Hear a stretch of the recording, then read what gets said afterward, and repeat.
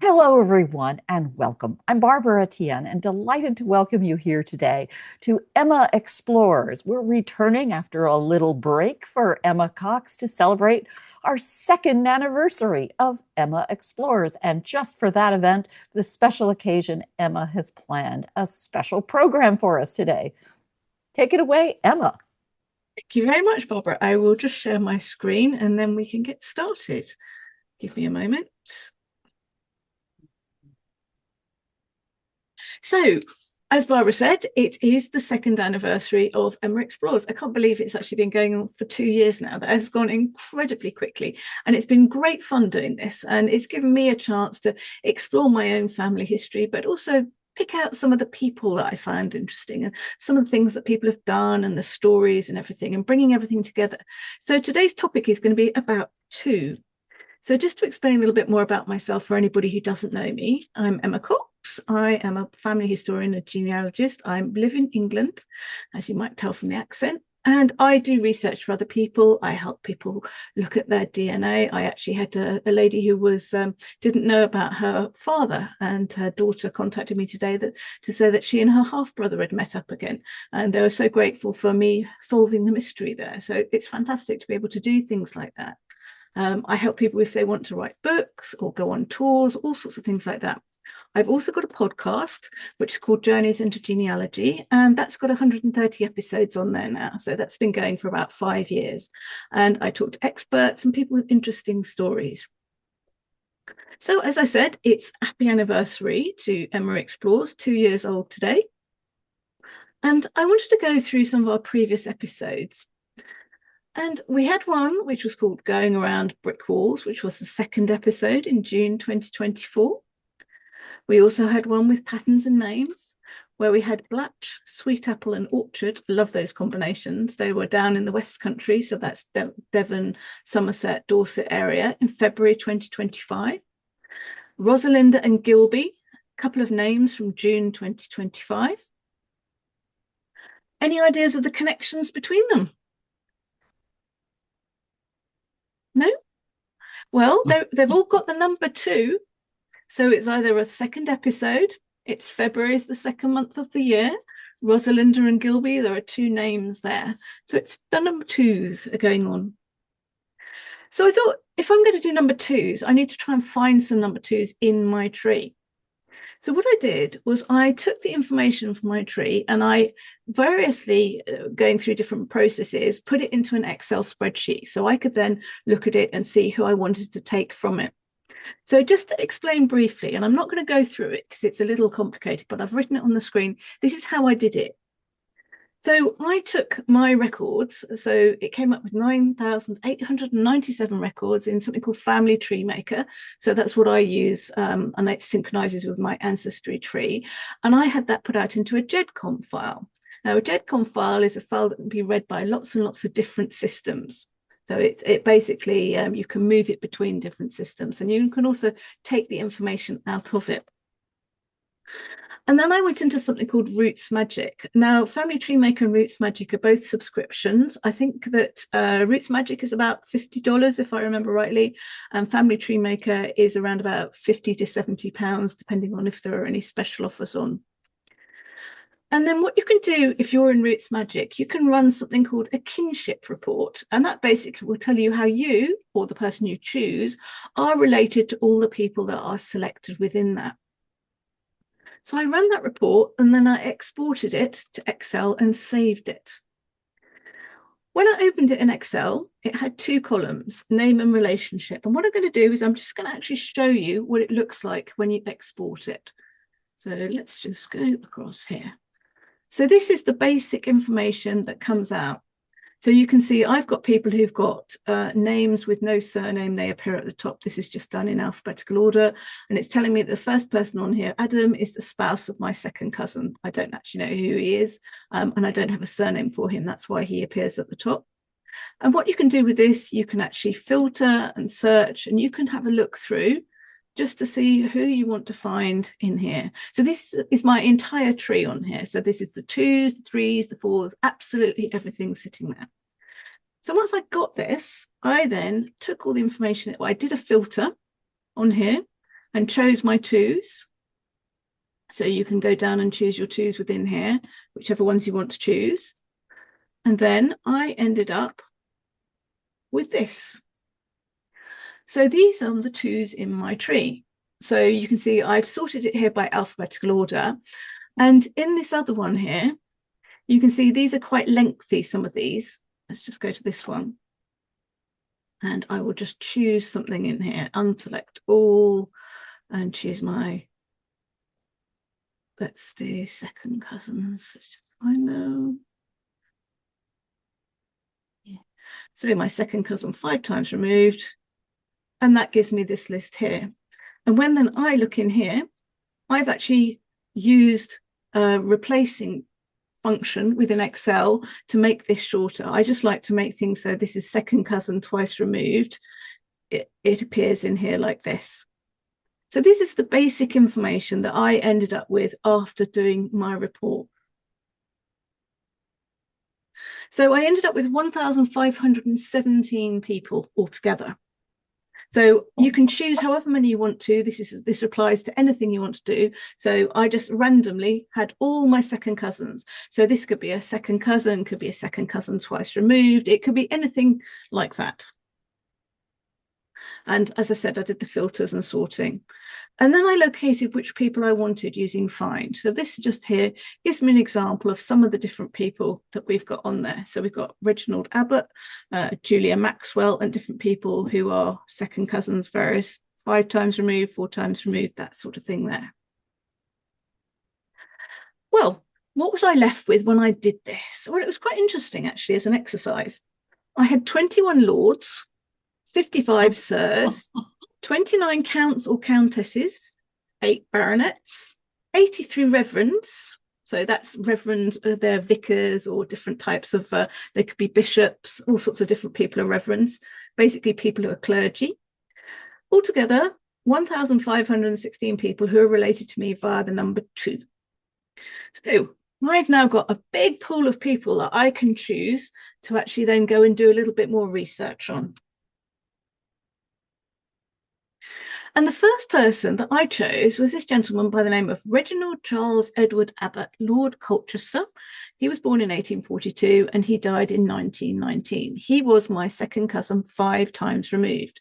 And this is actually a portrait of him, which appears in the National Portrait Gallery in London. And it's a pencil portrait by a gentleman called Frederick Sargent. Now, Reginald was a barrister. So he was basically a senior lawyer. He would have been sitting in court and actually helping, giving people ideas about what a court case was about, arguing in defense of somebody generally. What he also did was he edited his uncle Lord Ellenborough's political diaries. So Lord Ellenborough himself was quite an interesting chap. So if we go back to my... here, ignore my wireless microphones. That was me talking with Barbara. This was Edward Law, the first Earl of Ellenborough. Now he was 1790 to 1871. He was 4 times the president of the Board of Control. He was Governor General of India in various times and things like that. And so he was Board of Control between 1841 and he was also in 1834 and various different times here. So this is Wikipedia, so there's lots of information there. So Reginald edited his political diaries, and I found these on Gutenberg. So Gutenberg's quite a useful site there, and if you want to, you can go in and actually read things online for free. And you can actually download them as well if you want to. So this tells me that this is a political diary written between 1828 to 1830, volume 2, by Edward Law. So I can actually go if I want to, if I'm interested in what he actually did, because he was, I believe, a member of the House of Lords, and he would have actually written about what was happening legally and also politically at the time. Now, he was part of the Law family, so they were quite significant. And if we go back a few generations, they are actually the link into royalty for me on one line. So Mary Christian was the first person who appeared in my first ever Emma Explores, and she was my gateway ancestor that I talked about. So she is his great grandmother, if I remember correctly, might be two great grandmothers. And then if you have somebody who attended Oxford or Cambridge, you were likely to find information online about them with a little summary of what they did as part of their alumni, which is people who did attend something. So it tells us that he did his degree at Christ Church in Oxford. He got a first class classics, law and modern history in 1863, and he went on to All Souls in 1864. He did his master's in 1865. He also went to Eton, so we know where he went to school. And he contested East Sussex, so he was trying to be an MP in 1865 in East Sussex and Devonport in Devon in 1866. He was a public examiner in jurisprudence and modern history. Now, there's actually another link in my family to jurisprudence. John Samuel Martin Fonblanc, he was a commissioner of bankruptcy, and I think that his father, if I remember rightly, one of them wrote a book about jurisprudence, which is still in use today.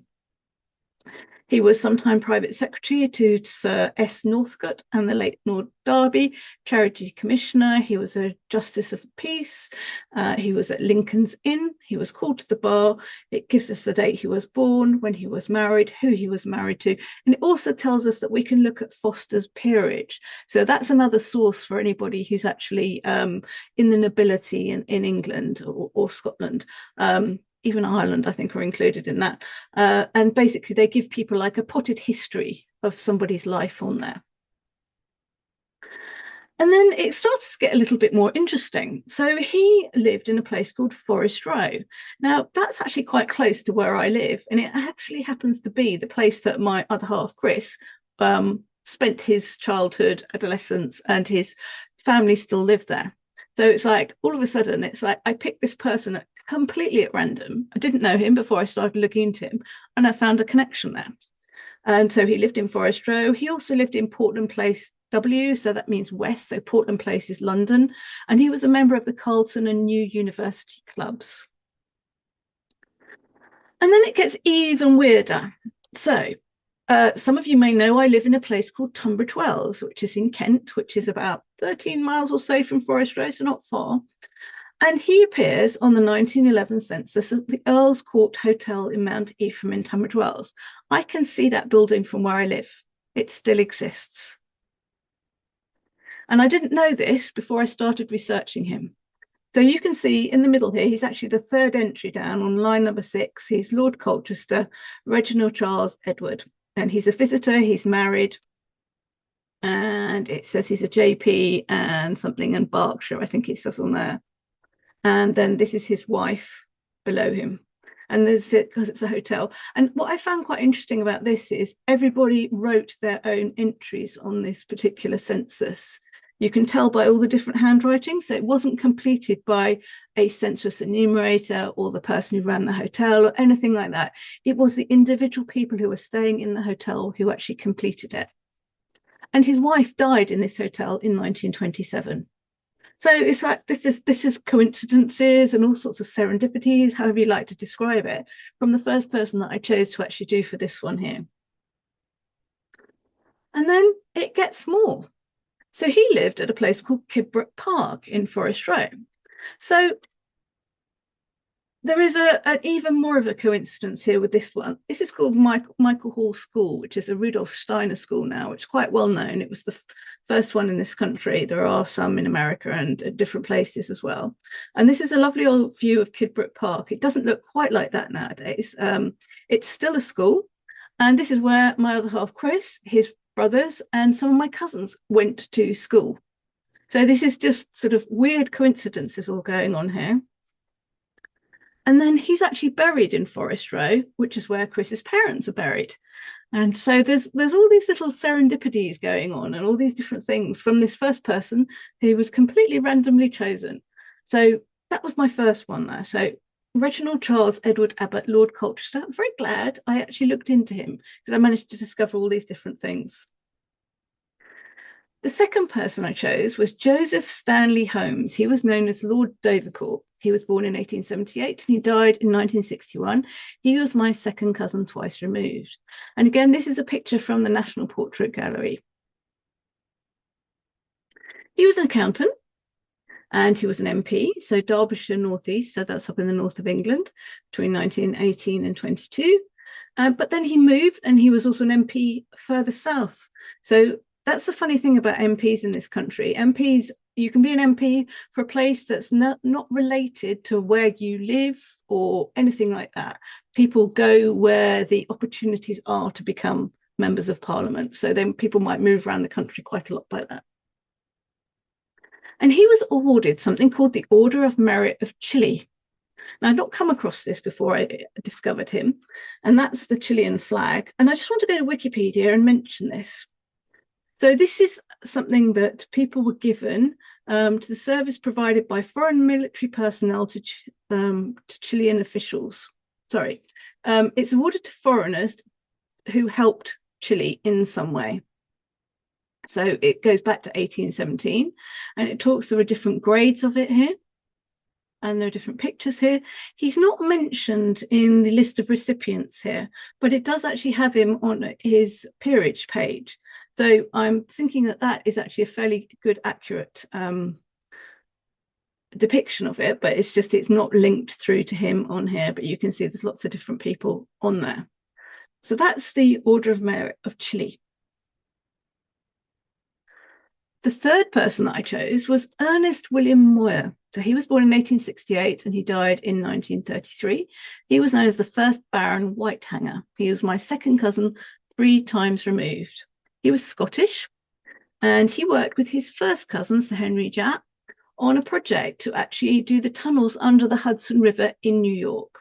And Henry, they were first cousins. Henry named one of his sons Ernest Moir Japp. So they're pretty close. He was also the inventor of decompression. So for anybody who's been diving, you owe this guy a great debt of thanks. And I've been diving and I never realized this until, again, I started looking into him. So this is more coincidences coming up with these people that I look into. His airlock reduced the annual death rate amongst employees from 25 to 1%. So that's pretty significant there. He also did things like a patent for a diving bell in 1921. And he did various other patents. So I've been to Google Patents before, so I just wanted to show you that and give you some ideas for some of the different things. So he's got improvements in torpedo and submarine resisting nets for the purpose of harbour something, means for breaking, digging or loosening material to be dredged or excavated, improvements in and relating to metal plate piling. So there's a bit of a theme here. It's to do with construction and actually improving things in construction.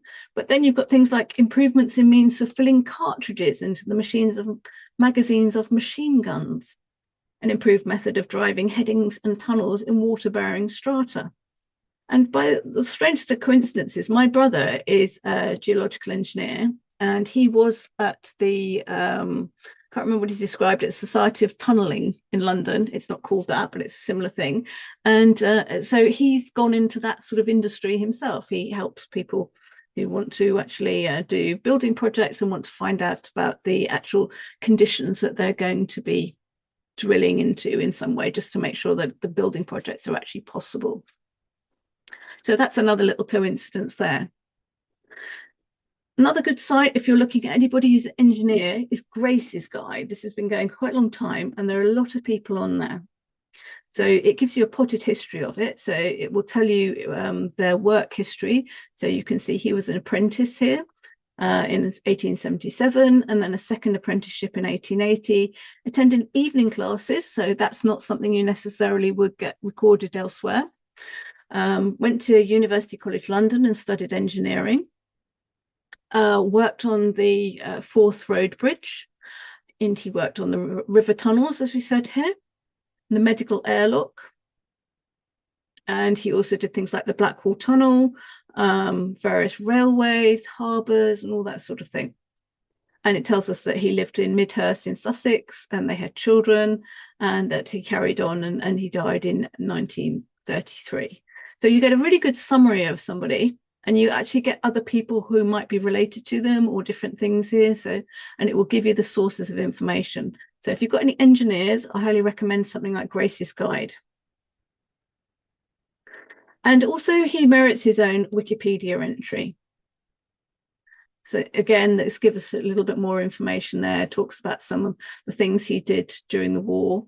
Lloyd George, who was the Prime Minister, he appointed Mr. E.W. Moir, a distinguished engineer who has already given valuable assistance to my department on a voluntary basis, to take charge of the new branch. And he will not only have an expert staff, but also a panel of scientific consultants on technical and scientific points. So he was basically trying to improve things during the Second World War. Now we move on to somebody else. So we have Thomas Holland, who is the second Earl of Kent. He was 1350 to 97. So we're going back a long, long way in the past here. And he is actually my 18 times great grandfather. And he was half brother of Richard II, the King of England.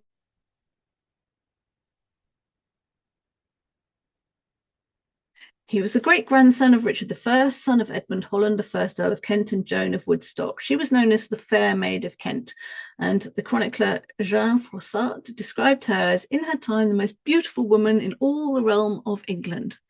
And there's a little picture of her here, which comes from the Benefactor's Book of St. Albans Abbey. So that was rather nice. So in 1364, he married Lady Alice Fitzalan, and they had a lot of children. They had 4 sons who didn't have any legitimate children, but he had 6 daughters.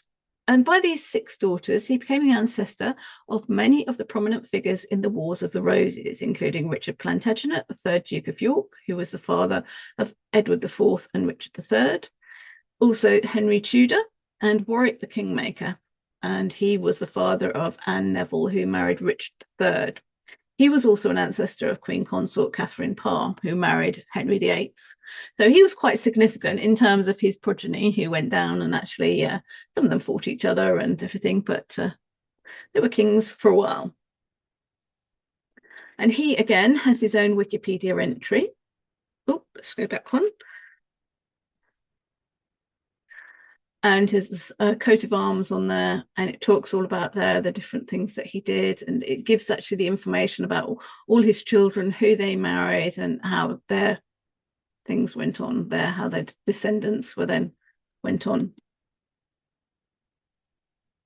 And he died at Arundel Castle in 1397. So Arundel is a town in West Sussex, very pretty town. It's on a hill. You can't really tell this from here, but the castle's up on the top of the hill. And it's a very interesting place to visit if you're ever coming over to England. And it's not far from the coast. We're moving on to somebody else now. This is Charles Edward Littledale. He was 1843 to 1918. He is my second cousin, 4 times removed. So we've done different relationships, slightly subtly different relationships. So if anybody's unsure about when it says second cousin 4 times removed, it means generations. So a first cousin once removed means it's the son of your first cousin. Twice removed means it's the grandson of your first cousin. And so it goes on, and as it goes out further and further. Charles was born in India, where his father was serving in the Indian Army in 1843.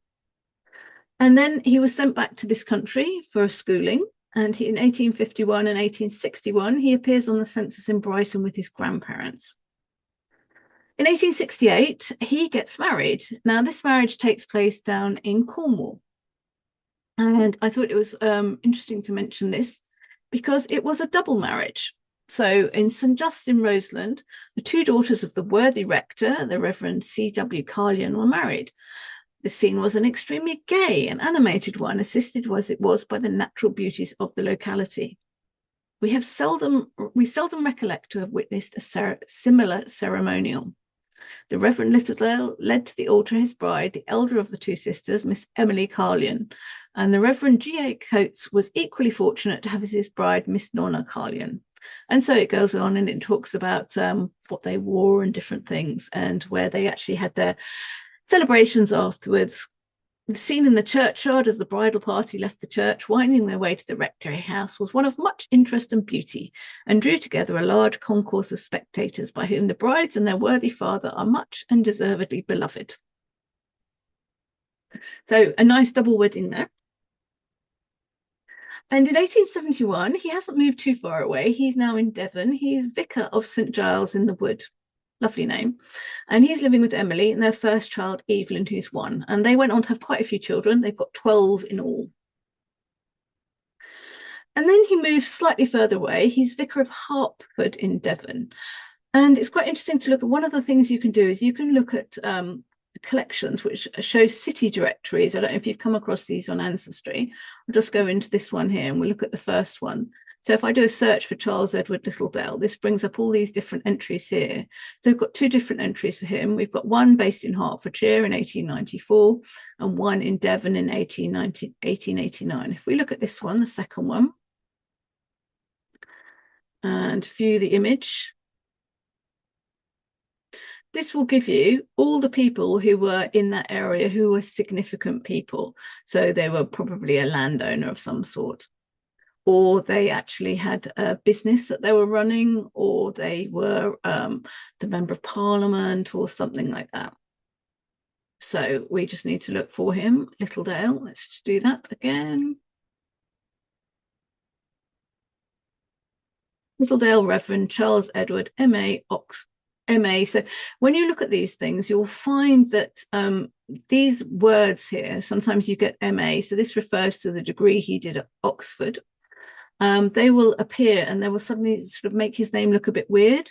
So he's Reverend Charles Edward Littledale, MA, of Hertford, which is in a place called Ottery St Mary in Devon.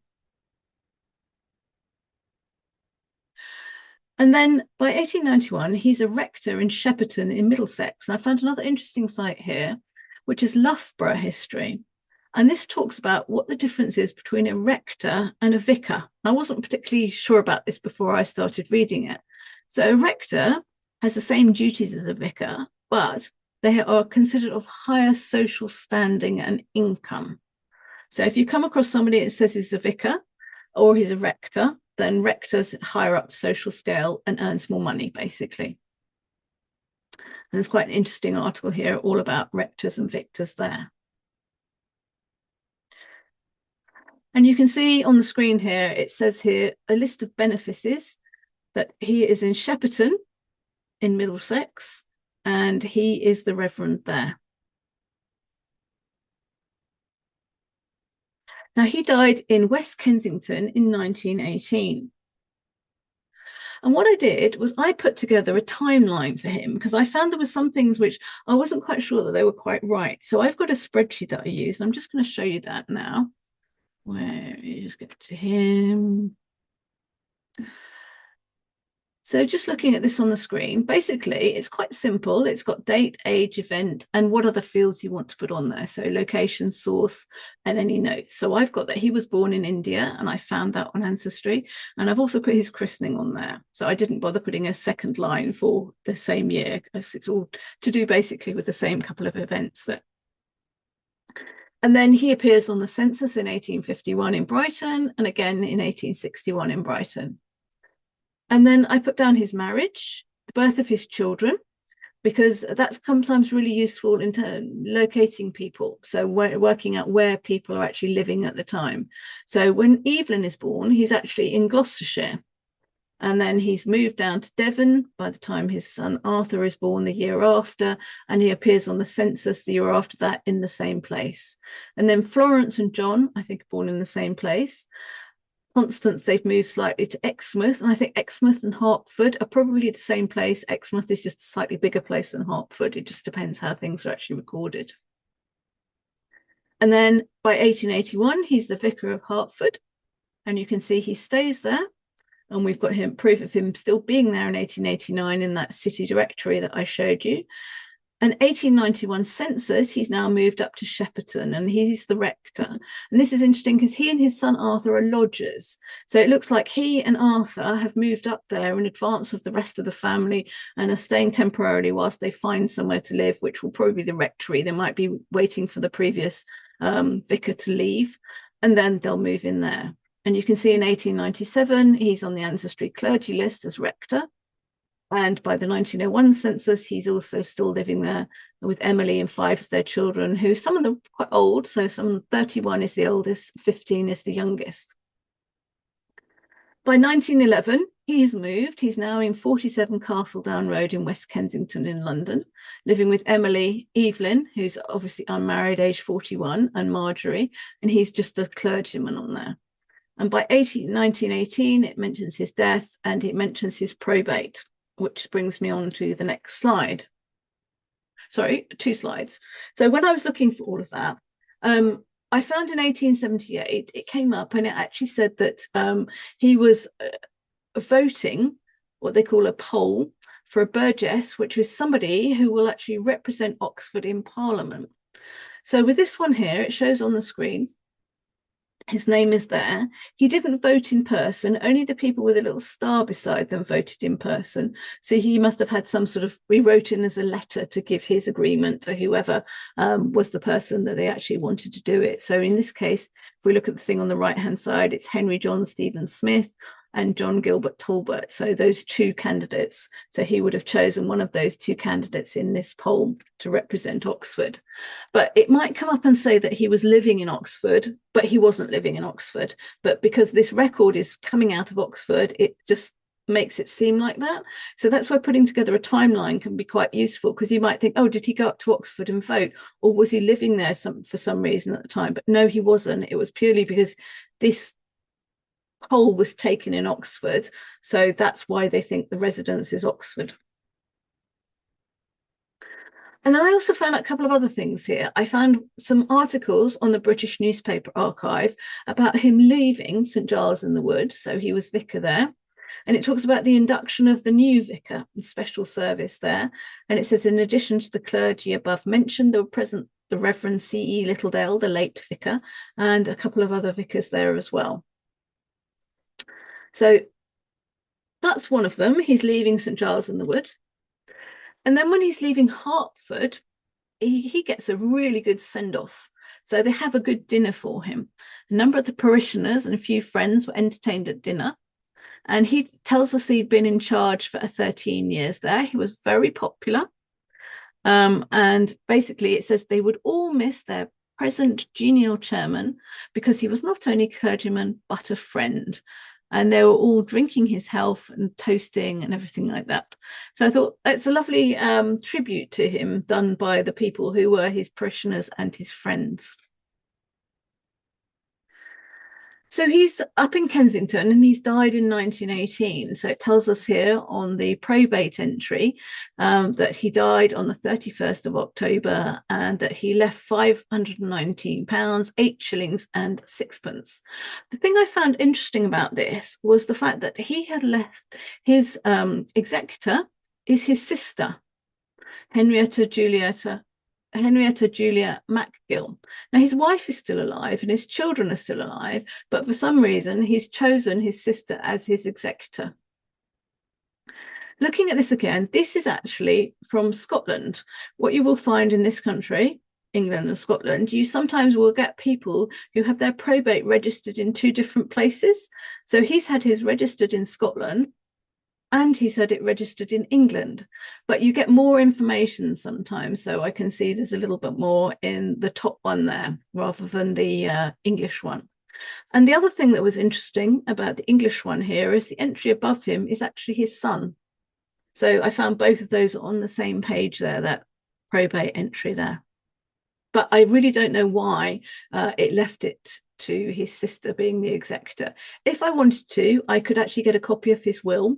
They put the cost up for doing those. It was, I think, £3.50. And if I remember, it's about £16 now. So it's not something that interests me greatly at the moment. But if I did want to, I could quite easily get a copy of his will sent through. So what sort of things helped me with my research? Wikipedia, thank you very much. Gutenberg. The National Portrait Gallery has quite a collection of different images. The peerage.com, again, for anybody who's of the nobility in this country. Foster's Men of the Bar, so anybody who has legal background. Cambridge Library Archive search. So you can sometimes find letters written between different people which have been left to archives and libraries. Landed Families, that's the one where I found out more information about Charles Abbot of Kidbrooke Park. Grace's Guide, again for engineers and people in those industries. The clergy list. So the clergy list can be different things. So there's one where it's a range of dates, and there are ones where it's individual years. The UK city and county directories via Ancestry, British Newspaper Archive, and that was it. So any questions?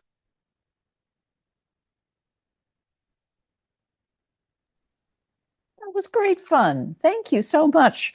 One of the questions that came to mind is you talk about the listing, Grace's Guide, I believe it was, of the listing of engineers, right?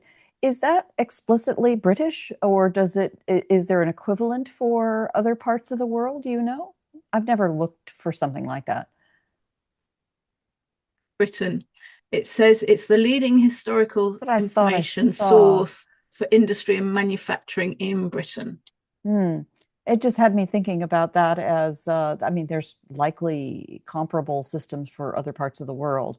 And my father-in-law is right now working to essentially cement the reputation for his brother, who was well known here in the US and in China. And I just, there must be other kinds of things that are like that and similarly searchable. Curious, very interesting. You have such an incredible resource in the British Newspaper Archive that we don't have a comparable for. Helen pops in with, did you find any interesting second cousins among the women in your family? They're so much harder to research. I started looking with some of the women, and I didn't find any interesting stories that came out immediately. I think there might be. Certainly when I was looking at Ernest Moir, his wife, who's not my second cousin, she was seen as pretty much an engineer in her own right, because she did a lot of fundraising and all sorts of different things to actually raise awareness. So she did that. I didn't look that hard for women, to be quite honest. I chose people completely at random and just thought, well, I'll have a look. And as you say, it isn't easy sometimes to find more information out about people. Yeah, especially when they're only quoted with their husbands' names. Definitely. Yeah, I love the hotel that is within sightline of your own house. I know. Do you suppose it was like a lodging? You referred to a lodging elsewhere. Were people living there for extended periods of time? They might have been there for a little while, yes. I mean, the house that I'm living in, that was actually built as lodging houses for people who came to take the waters. So it wasn't a hotel. So that was basically an apartment that somebody would have lived in, that they would have had their own kitchen and they would have done their own cooking and things like that. Whereas a hotel, you would have been looked after. Right. But people may well have stayed in them for a period of time, yes. Right. So that's right. So where you're living really is something of a resort, in the sense that people would come for the waters if they're definitely have a condition of sorts or something like that to improve their health. Yeah, it might be quite. I have to say, the waters don't taste very nice. They're quite iron rich, so I wouldn't recommend drinking them. There's a point. Yeah. Anyone else chime on in with questions and comments? Well, you mentioned Tunbridge Wells.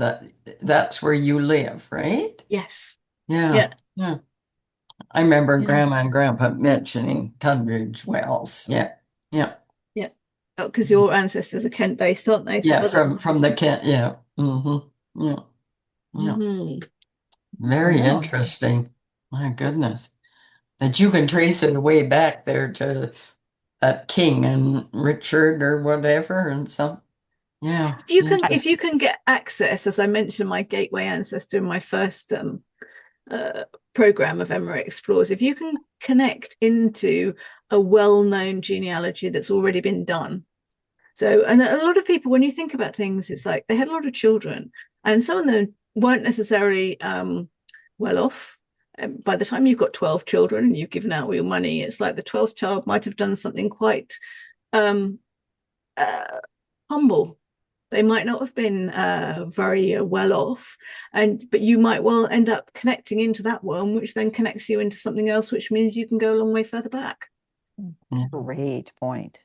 Great point. I'm going to include your Gateway Ancestors talk in the notes for precisely that reason. When you have an environment where the eldest earns, gets the goods down the food chain, it's they're going to be mere mortals, regular people. It used to be that the first son would inherit, the second son would go into the army, and the third son would go into the clergy, generally.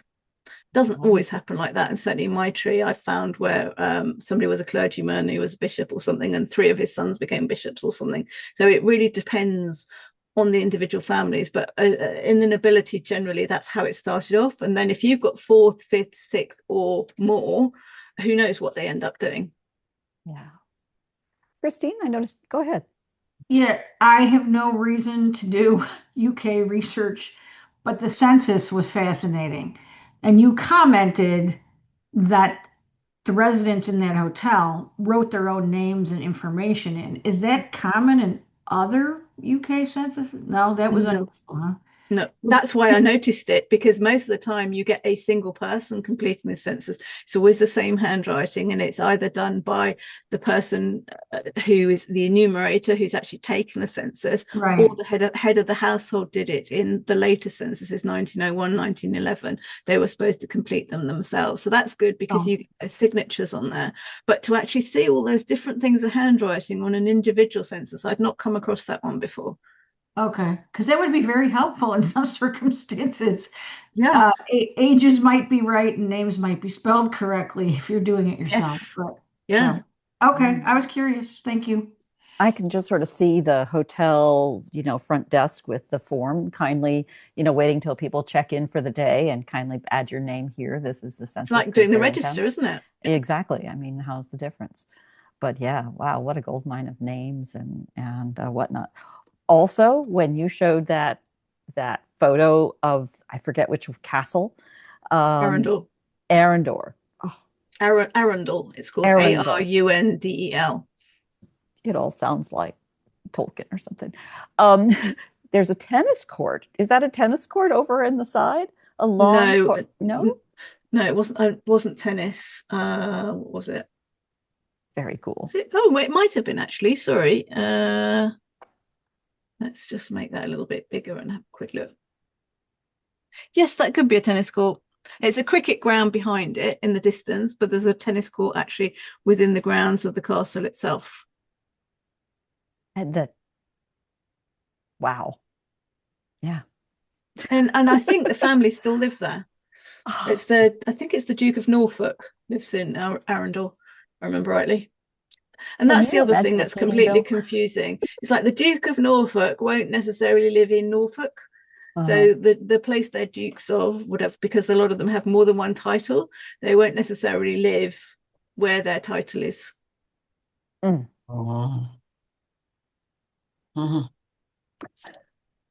So would he, so the one that lives there now, would he be the first in his family then, do you think? Oh no. He's been there. It's been no, but it's been in the family, yeah, for a long time. But would he be the generation now that would have it? Would he be like the eldest, you mean? Yeah, would it be the eldest, say, would he get it? Normally. Yes. Okay. Yep. Okay. Yeah. Wow. The Howard family are the Earls of Norfolk. Can't remember who is Earl of Norfolk. Who's the current one? Before we got started, I think it was before we got started, we were talking a bit about relevance of history and how family history can help give when you understand what your personal connection is to history, you have a different approach to it. In Britain, where you have some of this deep historical ties right there in physical land that you're walking through in a relatively small land mass. You're talking about, Richard III or whoever. That has relevance to Shakespeare, for example. I mean, is family history commonly taught in schools as a segment or as a practice or anything like that at all?